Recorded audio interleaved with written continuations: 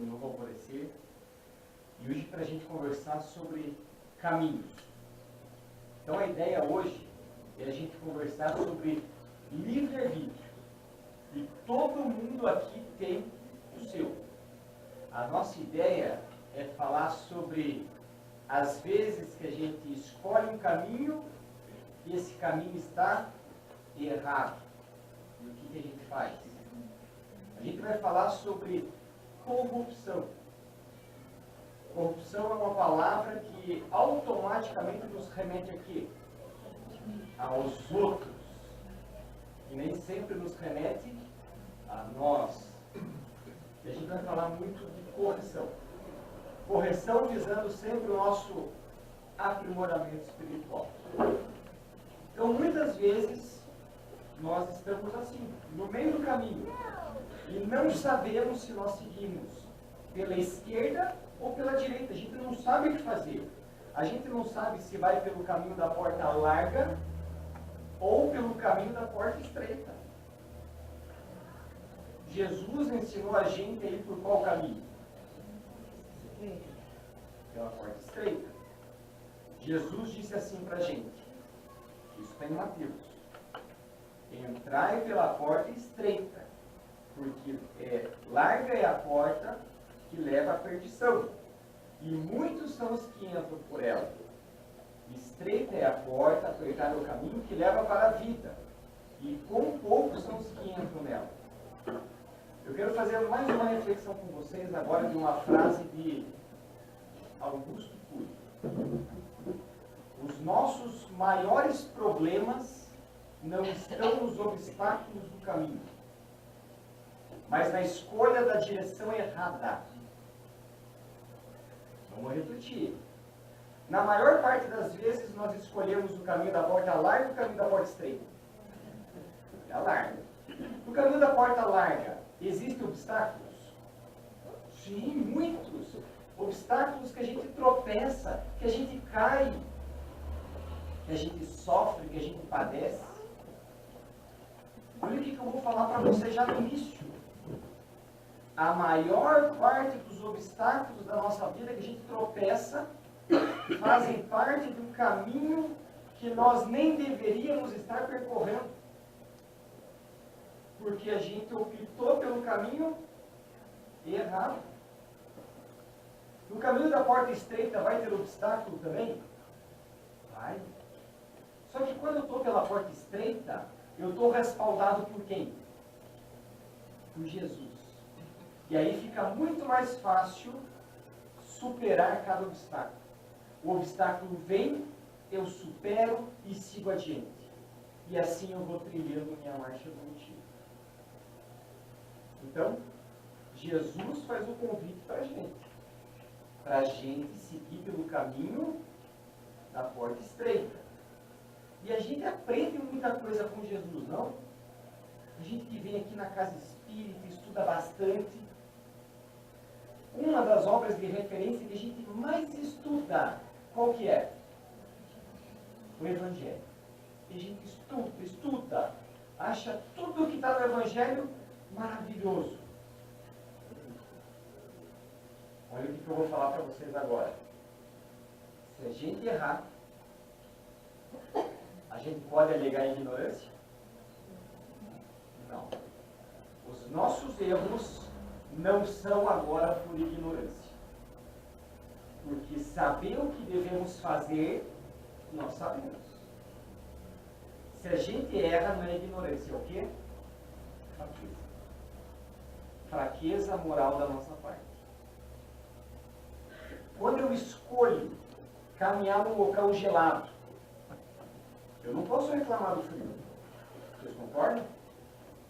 Quando eu escolho caminhar num local quente, eu não posso reclamar do calor. Por quê? Quem escolheu fui eu mesmo. E eu sempre vivo as consequências das minhas escolhas. Se eu escolho ter uma vida mundana, eu vou ter as consequências. Se eu escolho ter uma vida mais moral, eu vou ter as consequências também. causa e efeito. Tudo que eu semeio, eu colho. E que tipo de vida nós estamos semeando hoje?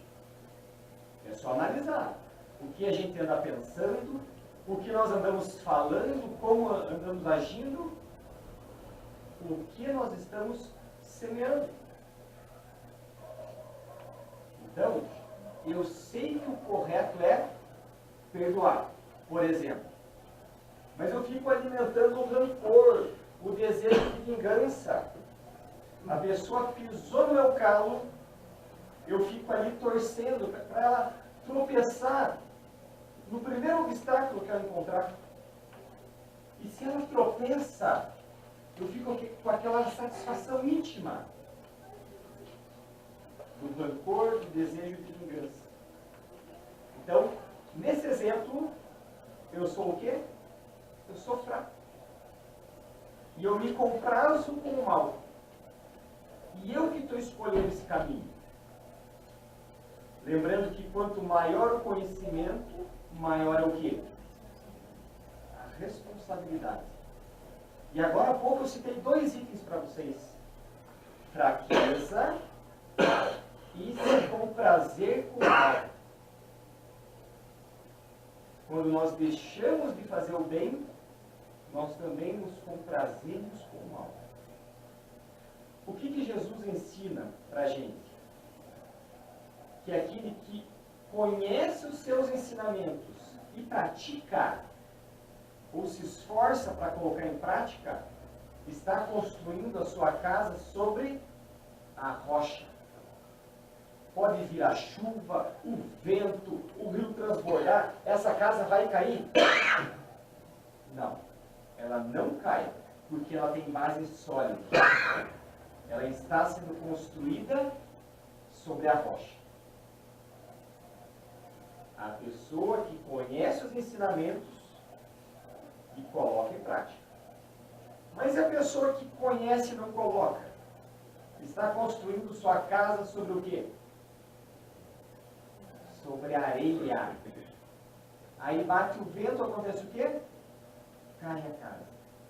O rio transborda, a chuva vem e essa casa cai, desmorona. É o que acontece com a gente no dia a dia. Nós desmoronamos frente a muitas situações que enfrentamos. É o sofrimento.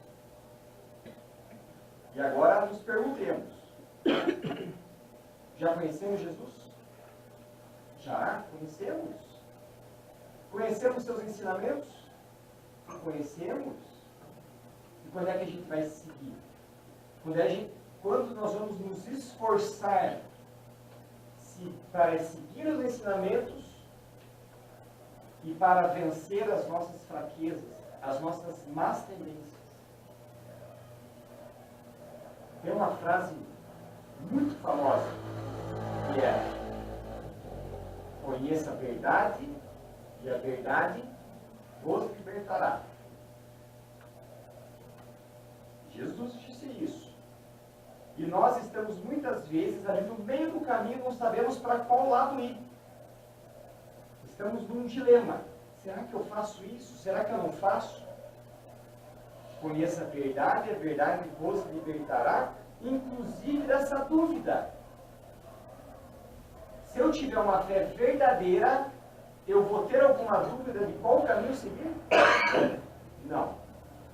Se eu tiver fé verdadeira, eu sei por onde seguir e vou seguir. Mas a gente enfrenta muitos dilemas porque a nossa fé, ela é vacilante. Então nós devemos não só acreditar na verdade, mas também viver a verdade. Aí sim, as dúvidas desaparecem. O que é livre-arbítrio? Livre-arbítrio é a nossa capacidade de escolher entre um caminho ou outro. Logicamente, arcando com as consequências dessa escolha. Livre-arbítrio é a responsabilidade, porque tudo que eu semear, eu vou colher. E a escolha é sempre nossa. A escolha é sempre no âmbito individual. Não tem essa, eu escolhi isso porque fulano me forçou. Escolheu porque quis. E agora eu vou passar para vocês um conceito de Mário Sérgio Cortella. Está no livro dele, Qual é a Tua Obra? Ele fala muito nesse livro das questões éticas. Ele fala que na Alemanha, pós-nazismo, no ano de 1946, em Nuremberg, eles prenderam 23 generais do exército alemão.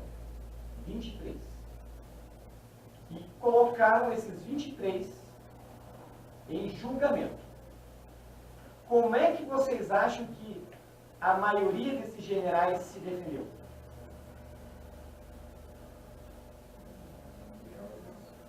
Dizendo que eles foram obrigados a fazer tudo aquilo. Eu não queria fazer, mas eu fui obrigado. Para ser mais específico, dos 23, 22 alegaram essa mesma justificativa. Eu não queria fazer, mas eu fui obrigado a fazer tudo isso. A cometer todas aquelas atrocidades. Apenas um deles, apenas um falou, eu queria fazer mesmo. Eu queria fazer e eu fiz. E é aí que está, esse é o ponto. Isso é falta de integridade. Eles pensavam uma coisa, mas fizeram outra. Mário Sérgio Cortella disse para a gente que eles falavam assim, mas se eu não fizesse eu ia morrer. Mas a escolha era deles. A partir do momento que eles optaram por fazer, a escolha também era deles. Então não importa. A escolha é sempre no âmbito individual. E existe algo muito complicado que é a cumplicidade. Há uma coisa que é muito forte. A resignação como cumplicidade. Eu vejo ali acontecendo coisa errada e acabo sendo cúmplice disso aí. Ainda Mário Sérgio Cortella comenta com a gente que um sábio chavante, um cacique chavante, ele disse certa vez, é necessário cuidar da ética para não anestesiarmos a nossa consciência e começarmos a achar que tudo é normal. Quando que esse cacique falou isso? Ele falou em 1974. Quando ele foi até São Paulo, ele foi conhecer a cidade grande. E ele ficou muito surpreendido. Quem recebeu esse cacique chavante foi uma série de políticos, uma comitiva de políticos da cidade. Levaram ele a conhecer tudo. As ruas, os shoppings. Na época, São Paulo tinha apenas 2 shoppings. E ele foi conhecer. Só que sabe o que mais surpreendeu o índio? O mercado municipal. Porque no mercado municipal tinha lá tudo na prateleira. Era tomate na prateleira, alface, cenoura, tudo à disposição. Só que teve uma cena que o cacique chavante viu que ninguém mais percebeu.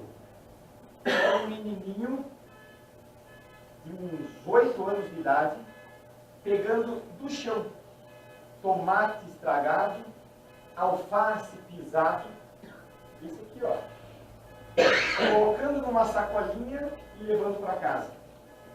E o índio ficou sem entender como tinha tanto alimento bom na prateleira e aquele menininho estava pegando algo no chão. E questionou os políticos. Por que ele está pegando no chão? E um dos políticos começou a responder ele. É porque ele não tem dinheiro. Por que ele não tem dinheiro? Porque ele é criança, é gente pequena. Mas o pai dele, que é gente grande, tem dinheiro? Não. E assim foi. Uma sucessão de questionamentos. até que a única coisa que o político pôde responder para o índio era o quê? Isso é normal. É assim. Tanto que acontece e a gente nem percebe. É normal.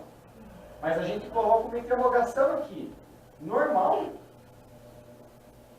Isso porque a gente anestesia a nossa consciência. E muitas coisas erradas acabam passando como normais.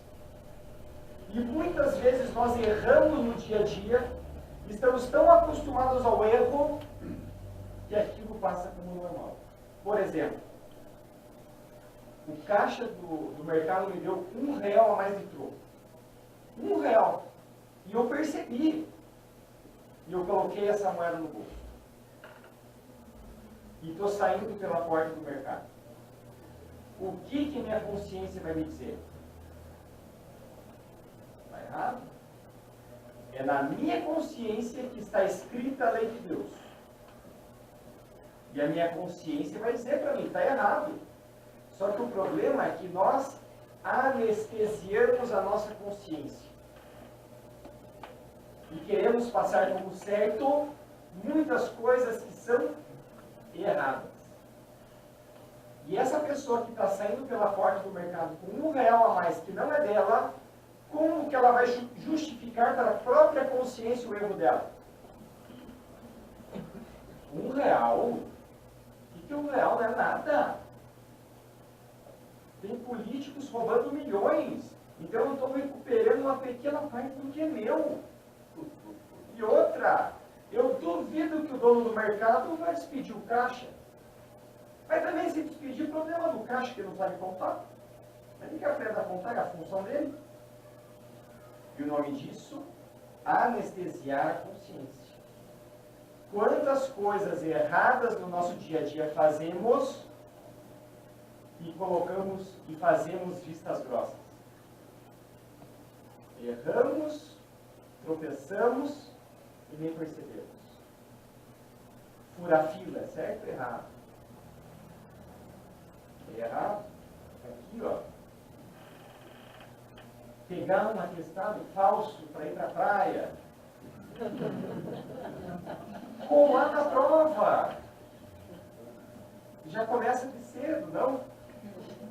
Aí é passagem de conhecimento. Aqui, no caso da prova é da figura. Só que aonde que eu quero chegar com vocês? Tem uma charge que eu achei muito interessante. E é profunda reflexão mesmo. Antigamente as pessoas tinham orgulho de ser honesto, não é? Batiam no peito, eu sou honesto. Depois, sou honesto. Depois, vergonha de ser honesto. Já na época de Rui Barbosa. Depois, sou desonesto. E hoje em dia nós vivemos o quê? O orgulho de ser desonesto. Quem já não passou pela situação de alguém íntimo chegar até nós, louco de satisfeito, contando alguma coisa que fez, deu um jeitinho e conseguiu um privilégio? Quem que não passou por essa situação? E a gente tem que cuidar para que essa pessoa não seja nós. Daqui a pouco somos nós falando. Ah, tinha uma fila imensa lá, 3 quilômetros de fila. Mas eu peguei, dei um jeitinho e eu fiquei na frente. E sorrindo. Tendo a consciência anestesiada. E queremos um Brasil melhor. E querendo um Brasil melhor, mandando vídeo para Globo. De 15 segundos na câmera horizontal. Então, tudo isso é para a gente refletir. A gente, hoje em dia, a pessoa que é honesta, que é certinha, é chamada do quê? Boba, sabe de nada, inocente, careta. Mas o que é certo. O que é errado. E o correto é ser o quê? O correto é ser honesto. Então, se chamar a gente de bobo, de ingênuo, e daí? pelo menos estou fazendo o correto. E estou ficando tranquilo com a minha consciência.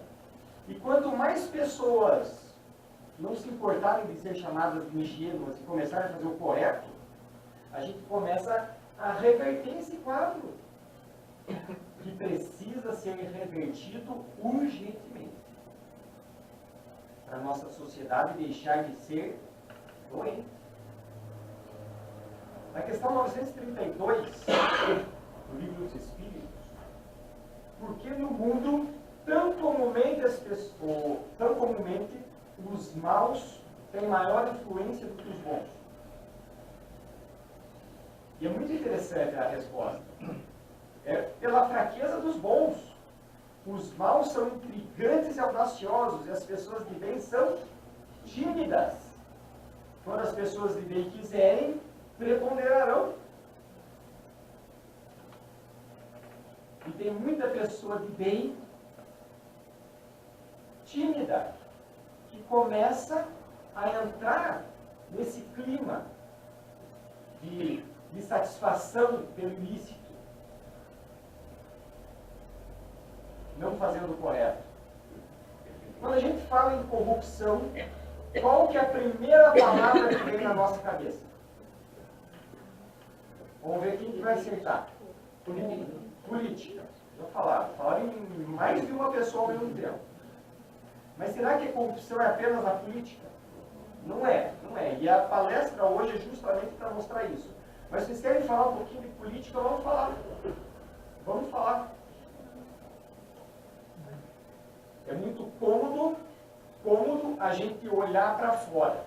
É muito fácil. O difícil é olhar para dentro. Ok? Eu quero passar para vocês uma visão que eu achei muito interessante, mas muito, de política, de Haroldo Dutra Dias. Ele diz para a gente o seguinte. Não, ainda não é ele. Calma. Ainda é eu que estou comentando. A sociedade é corrompida de baixo para cima.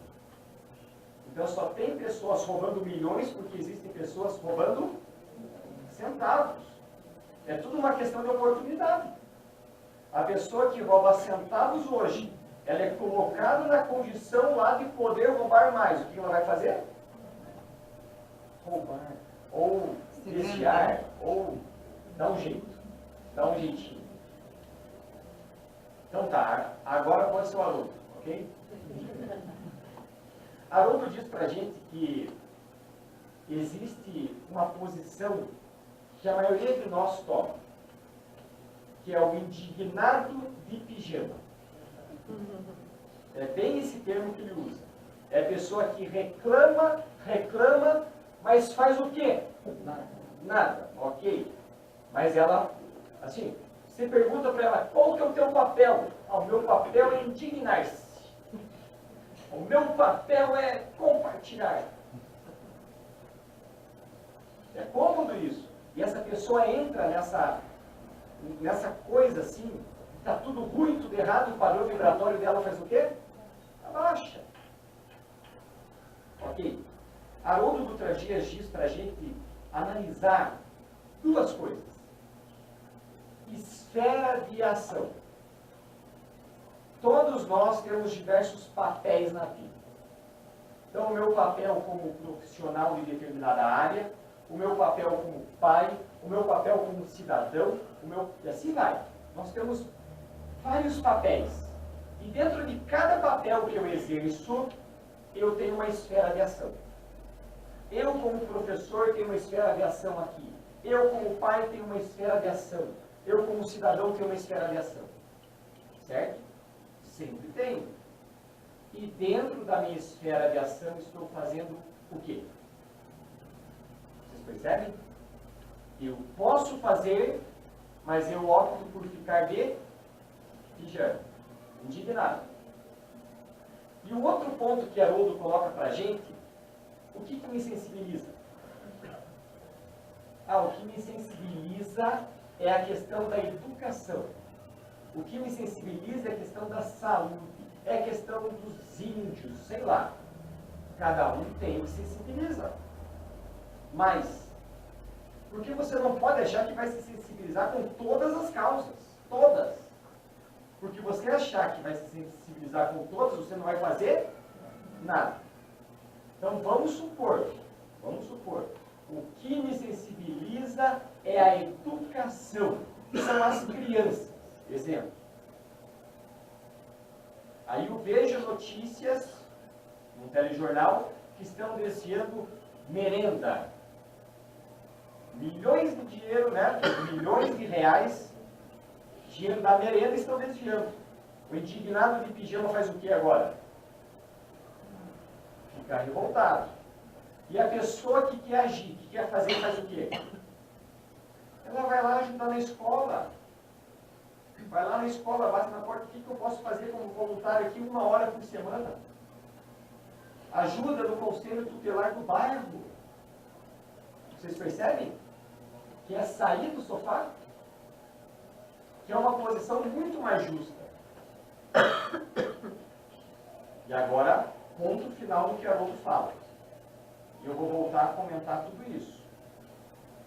Porque muitas vezes, e agora vamos colocar a mão na consciência para falar isso, a minha maior indignação não é nem com a educação, com o dinheiro da merenda que está sendo roubado. Colocando a mão na consciência. Muitas vezes a minha maior indignação é porque são outras pessoas se beneficiando e não sou eu. Talvez se fosse eu tentaria justificar, não, mas veja bem, com todos aqueles argumentos de quem está com a consciência anestesiada. Entendido? Então, Haroldo Tratias, a indignação só é útil quando se traduz em ações concretas, e detalhe aqui, pacíficas, para o bem. Acho muito legal isso. E outra, o nosso sistema no Brasil é um sistema representativo. Nós elegemos representantes, ok? A gente elege representante, dali 2 meses nem lembrem quem votou. Se lembrem quem votou, a gente está acompanhando, sabendo que o nosso representante está votando? Não, a gente deixa. É cômodo. Vai lá, se vire. Nós podemos e devemos acompanhar e cobrar e fiscalizar, porque é um sistema representativo. Só que é mais fácil ser indignado do pijama. Falando em leis, tudo isso aqui, ó, existem as leis da sociedade, não existem? Para que existem? São leis instituídas para disciplinar o convívio social, o convívio das pessoas, estabelecer limites e tentar assegurar alguma paz entre as pessoas. Por quê? Porque senão cada um vai querer um mundo do seu jeito. Mas mesmo assim, tentando limitar, há muitas pessoas que tentam transgredir, né? Sempre tem os espertinhos tentando burlar os regulamentos. E é interessante que daí estava esse rapaz aqui dirigindo e ele queria virar à esquerda. Só que uma baita de uma placa dizendo assim, ó, proibido virar à esquerda. O que ele faz? Ele olha para um lado, olha para o outro, não vê ninguém e vira à esquerda. Só que ele virou à esquerda e tinha um policial. E o policial parou ele. E aí o policial diz para ele, o senhor não viu a placa dizendo ali proibido virar à esquerda? E o que ele responde? A placa eu vi. Eu não vi o senhor parado aí fiscalizando. Ou seja, há necessidade da fiscalização hoje em dia? Muita. E a Terra vai melhorar, nosso planeta vai melhorar, quando a fiscalização deixar de ser assunto dos órgãos de vigilância e passar a ser cuidado pela nossa consciência. Mas a gente ainda precisa da fiscalização, não precisa? Tem uma pesquisa feita pelo Banco Mundial. há 10 anos atrás. Quem relata para a gente é o professor Licurgo Mourão. Então, qual que é a ideia dessa pesquisa? Você vai até o teu veículo e do lado do teu veículo você encontra um envelope, o que seria em reais aproximadamente R$4.000. Só que você não consegue visualizar ali naquele envelope quem jogou. Essa é a pesquisa do Banco Mundial. Eles perguntam assim, ó, o que você faria com esse envelope cheio de dinheiro? Eu quero apresentar para vocês rapidamente essa pesquisa, porque ela trata do seguinte. Ela mostra 2 cenários. O primeiro cenário é se não tiver fiscalização nenhuma. É aqui, ó. Se não houver qualquer possibilidade de descoberta do fato. Ninguém viu eu pegar o envelope. Esse é o primeiro cenário. O segundo cenário, se houver 30% de probabilidade de descoberta do fato por terceiros. 30% de possibilidade é pouco, não é? É uma fiscalização inefetiva. 30%, mas ainda existe o risco de eu ser flagrado, pegando aquele dinheiro. Então tá, primeiro cenário. O que fazer, tá? Eu fico com o dinheiro. Eu tento notificar o achado para alguém, para alguma autoridade, algum responsável, alguém da organização do local. Vamos supor que vocês acharam esse dinheiro no estacionamento da empresa de vocês. No caso, notificar o achado seria levar esse envelope lá na direção da empresa. E a terceira possibilidade seria, eu não sei o que eu faço. Eu vou levar o dinheiro para casa e vou pensar. Não responde em voz alta agora. Se vocês achassem o envelope de dinheiro agora, vocês pegariam, vocês trariam aqui para a organização do centro, que vai que alguém vem reclamar, ou, não sei o que eu faço, deixa eu ir para casa com ele para pensar. O que vocês fariam? Então, os 2 cenários. No primeiro cenário, ninguém vai me pegar. 17% fica com o dinheiro. Existe 30% de ser pego. Só 4% ficam com o dinheiro. Segundo, notificar o achado. Se ninguém vai saber que eu peguei, 33% notifica o achado. Mas se alguém puder ter visto eu pegando aquele envelope, aí já sobe para 74% que vai lá devolver. Pessoas que levam para casa para pensar. Se ninguém me viu, 50% leva para casa para dar aquela pensada. Uma refletida. Mas se alguém viu, aí é 22%.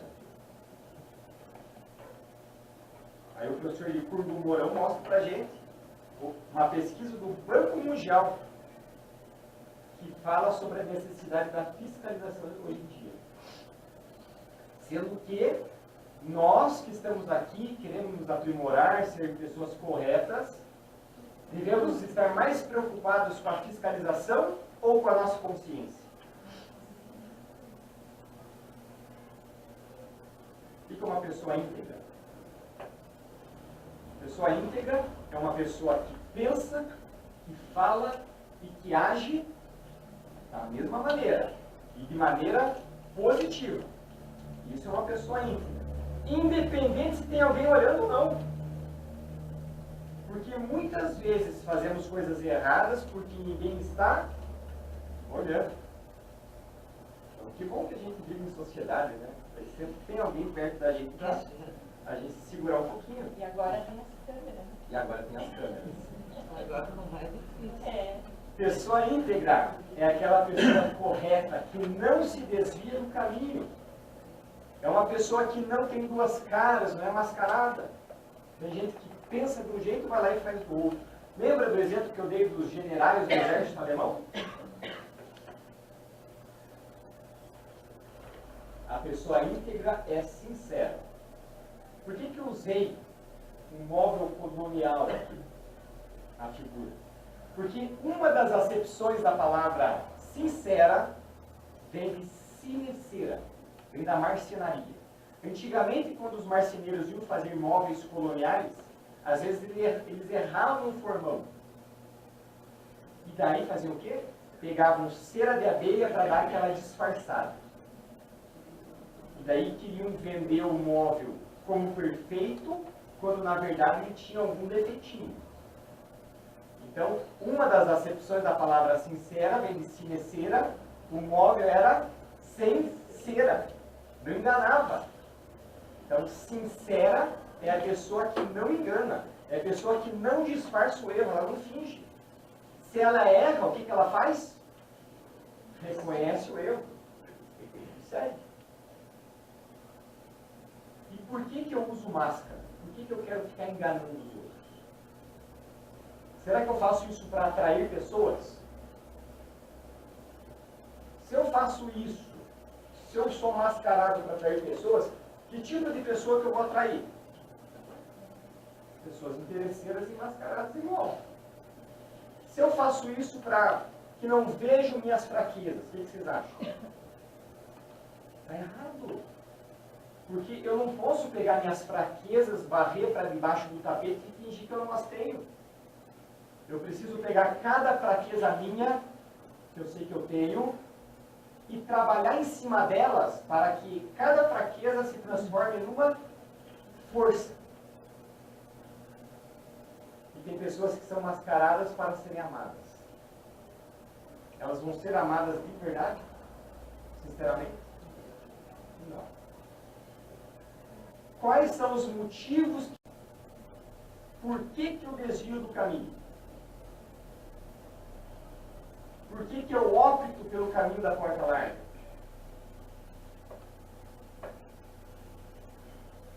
Eu vou narrar para vocês um vídeo. É uma produção de uma empresa, okay, que fez uma campanha lá em Portugal. Imagine que antes de um clássico, como fosse o Atletiba aqui em Curitiba, mas no caso lá, Benfica e Sport, em Portugal. Na loja do Benfica, uma pessoa encontra uma carteira. Olha lá, vai parar alguém, vai achar a carteira e tem um documento ali, tem um cartão de sócio do clube rival.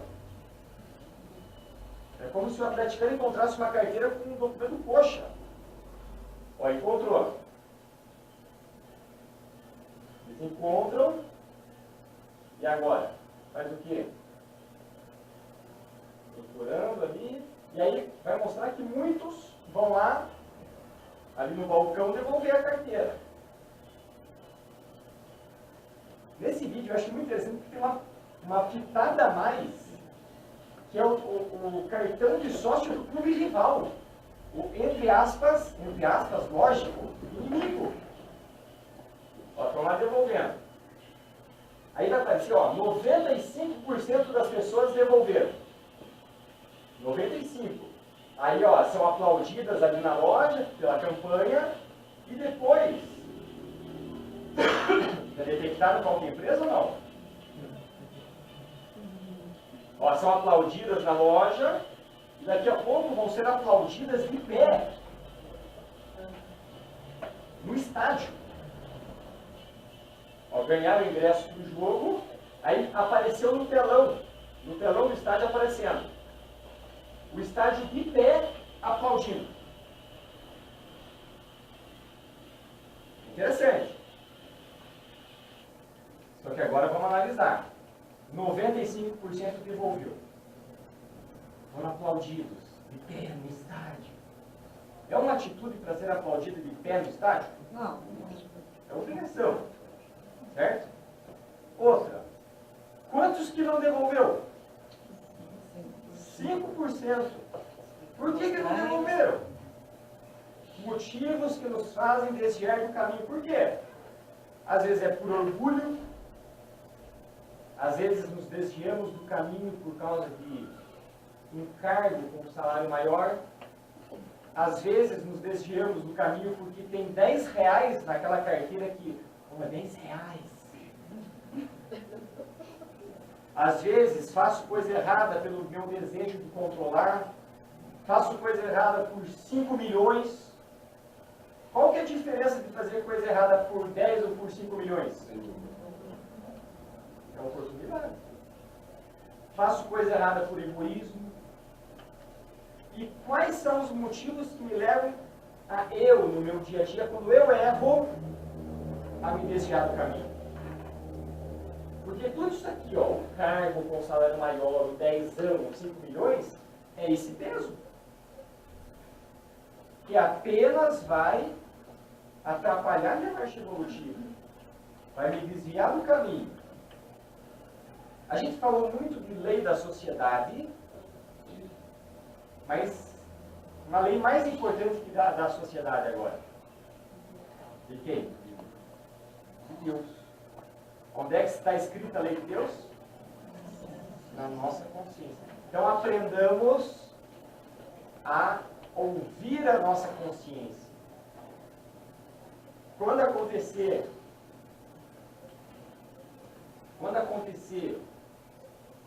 de colocarem R$1 a mais no nosso troco, não vamos tentar justificar, não. Vamos devolver. Não é nosso? Paulo de Tarso diz assim: todas as coisas me são lícitas, porém nem tudo me convém. E eu preciso analisar. E aí está o segredo.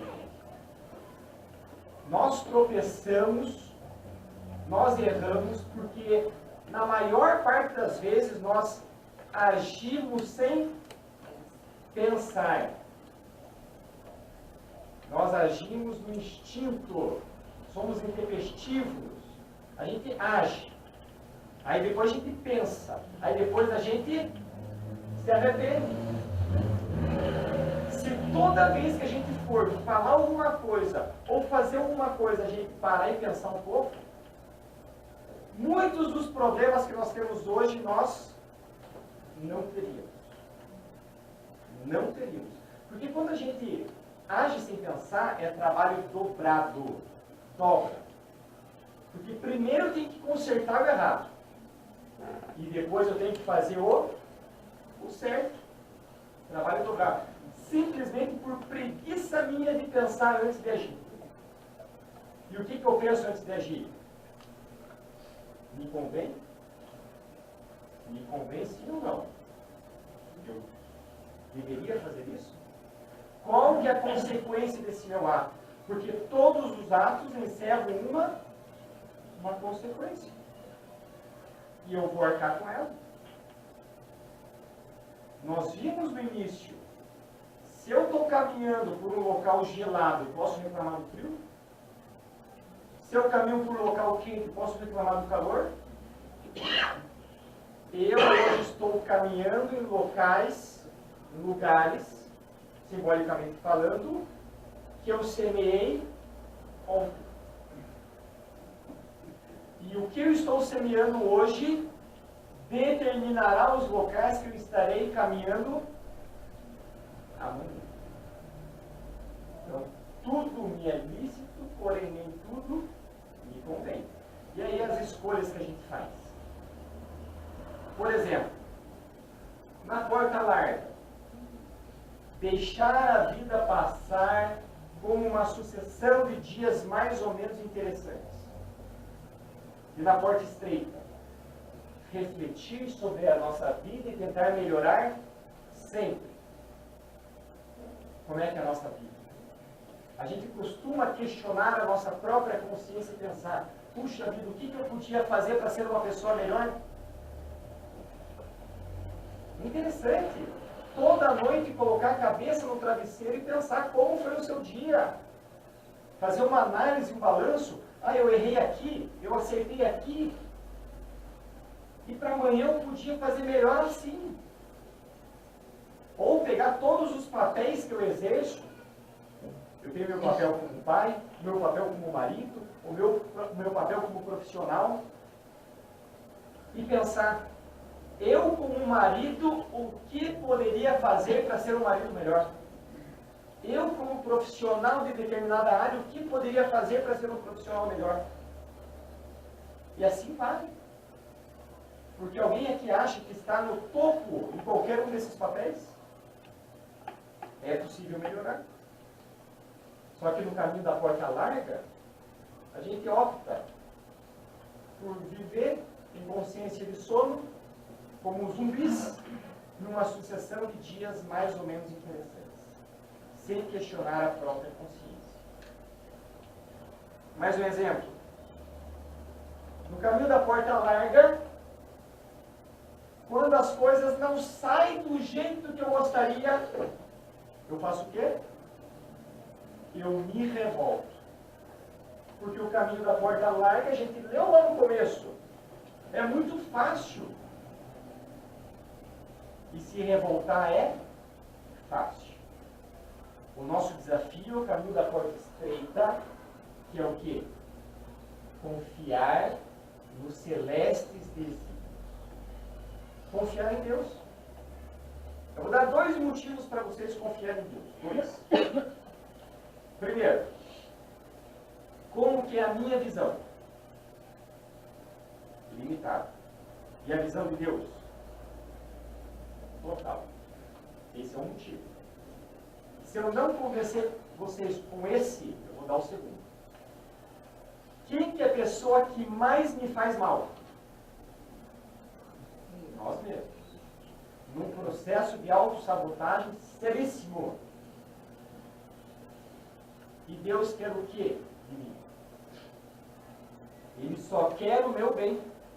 Ele é Pai, é bom, é justo, é misericordioso, só quer o meu bem.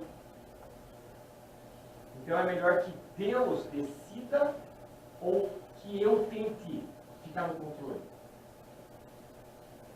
Deixa o controle com Deus. E aí entramos pela porta estreita, que é a porta da resignação, a compreensão. Mais um exemplo. Na porta larga, se valoriza as coisas materiais. E na porta estreita, nós valorizamos o quê? As questões morais. As questões do espírito. E hoje em dia, se eu eleger agora várias prioridades, a maior parte das minhas prioridades está mais ligada à vida moral ou à vida material? Aí cada um faz a sua análise. Aí volta naquele primeiro quadro que eu mostrei há pouco. Que é o quê? Refletir, interrogar a própria consciência, pensar. E agora, para quem errou? Se a gente começa a refletir, começa a perceber, puxa vida, eu errei demais. E agora? Existem 3 caminhos. 3. E só um deles é o ideal. Primeiro caminho. Culpa. Sentir culpa. E eu fico me martirizando, porque eu errei ontem, porque eu errei há 30 anos atrás, e sofre. Esse sofrimento vale alguma coisa? Não vale nada. A culpa não leva a nada, sentir culpa. Segundo passo. Segunda opção. Segunda opção seria, para quem errou, se justificar. Ah, eu errei, mas eu errei por causa de fulano. Eu errei, mas o contexto me fez a isso. Generais do exército alemão, eu fiz tudo aquilo, mas eu fui obrigado. O que é isso? É tentar justificar os atos, terceirizar a culpa. E a terceira opção que eu tenho, que aí sim é o caminho ideal, errei. Faço o que agora? faço certo para corrigir. Não preciso ficar sofrendo e me culpando. Não preciso ficar apontando culpados. Não, vou lá, faço certo e corrijo. Aprendo com as lições do passado, mas eu vou agir no presente. Se eu tenho um balde de água suja e começo a colocar água limpa, vai acontecer o que com o balde? Vai ficar com água limpa. Então, se nós erramos muito, erramos, vamos fazer o que agora? Acertar. Tem uma frase de Chico Xavier que diz assim: embora ninguém possa voltar atrás e fazer um novo começo, qualquer um pode começar agora e fazer um novo fim. Impactante essa frase. E para a gente encerrar a nossa palestra, se eu tiver essa dúvida aqui de como agir, o que eu faço?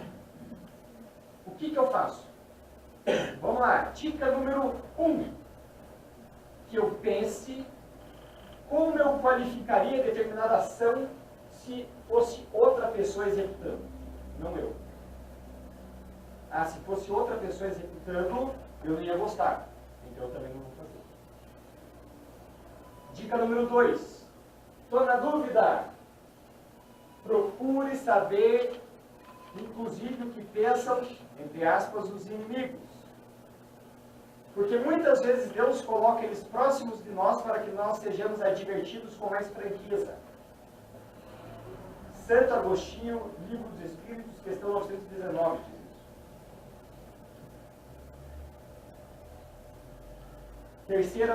Terceira questão que eu posso colocar agora, para decidir o que eu faço. Consultar a consciência. O que minha consciência diz? Até porque na minha consciência está escrita a lei de Deus. Mais dicas. Que eu pense, no meu lugar aqui, o que Jesus faria? Mais uma dica. Se eu seguir por aqui, isso aqui, me afastaria de Deus ou me aproximaria de Deus? Ah, me aproximaria. É por aqui. Mais uma dica. Se determinada coisa que eu for fazer, se todo mundo fizesse, seria bom? Não. Se todo mundo fizesse, ia virar um caos a sociedade. Então, eu não faço.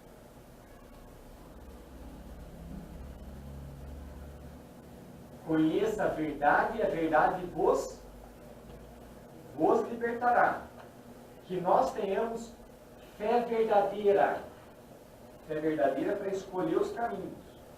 Que nós tenhamos o esforço e a vontade necessários para a gente poder escolher bem os caminhos certos. Muita paz a todos vocês, um ótimo domingo e obrigado pela atenção. Passou? Já?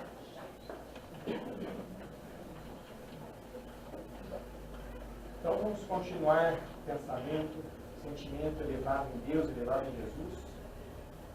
Vamos agradecer pela vida, por tudo que nós temos, agradecer pelo dia, por sairmos de casa e virmos até aqui hoje para conversarmos um pouquinho mais sobre o Evangelho, sobre a doutrina espírita, e que tudo isso possa repercutir em forma de prática no nosso dia a dia, não ficando apenas na teoria. Agradecemos também os bons espíritos que se fazem presentes, iluminando este ambiente, harmonizando este local, que nós possamos pegar essa boa energia, absorver e levar para todas as pessoas que nós vamos ter contato durante a semana. É com essa prece que pedimos permissão a Deus e a Jesus para encerrarmos a palestra da manhã. Que assim seja.